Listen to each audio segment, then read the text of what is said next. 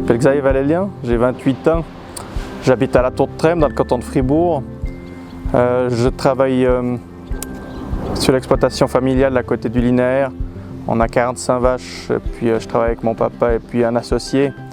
Sinon j'ai fait d'abord le CFC puis le brevet. Ensuite j'ai été engagé au linéaire en 2016.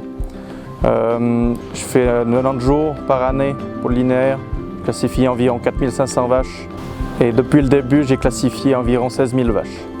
Alors une journée type pour le linéaire, on la commence à 8h15. On va sur 9 à 10 exploitations jusqu'à la traite du soir. On classifie essentiellement des vaches Holstein et Red Holstein. Et puis on en classifie environ 42 par jour. Je m'appelle Nathalie Olver, je travaille chez Linéaire depuis le 1er janvier 2016 à la direction. La DLC permet avec peu de contraintes d'avoir une analyse claire et objective de l'animal. Le classificateur va relever les forces et les faiblesses de chaque vache présentée. Dans les faits, une DLC élevée signifie une production de lait haute et durable. La DLC se base sur les buts d'élevage qui veulent une vache équilibrée, productive, qui restera longtemps sur l'exploitation et qui fera du bon lait. À l'heure du génomique, la DLC est toujours autant d'actualité. Elle permet de vérifier les résultats, de consolider les données des taureaux. Sans ce travail de DLC, la fiabilité diminuerait nettement d'une génération à l'autre. Alors quand j'arrive sur l'exploitation, l'éleveur a reçu la liste des vaches qu'il doit préparer pour la DLC. Elles sont souvent prêtes déjà au cornadis. Elles sont lavées et préparées pour la DLC.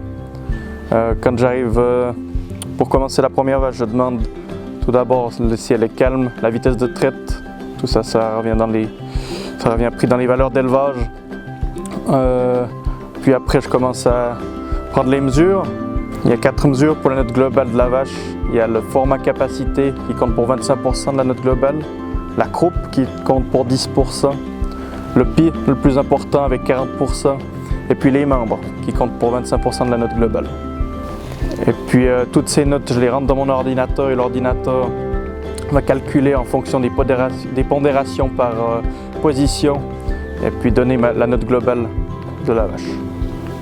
Le but principal de la DLC est de récolter des données pour tester les taureaux sur leur descendance. Il permet ainsi d'obtenir des résultats pour la morphologie, mais aussi pour des caractères fonctionnels comme la vitesse de traite, le caractère ou le BCS. Pour la qualité des résultats, il est important de ne pas sélectionner les animaux présentés, d'inscrire toutes les primipares à la DLC, même celles qui ont des défauts. Ainsi, les résultats des taureaux ne sont pas surestimés.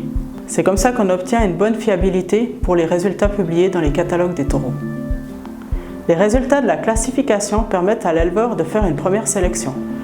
Par exemple, en fixant une limite et en inséminant les animaux qui sont en dessous avec des races à viande. La limite est propre à chaque exploitation, mais en écartant les animaux qui ont des défauts, l'effet positif se fera rapidement ressentir sur la qualité du troupeau. Avec un investissement minimal, chaque éleveur peut contribuer à la solidité du système d'évaluation actuel. Il profite en retour de ce système et améliore la rentabilité de son exploitation.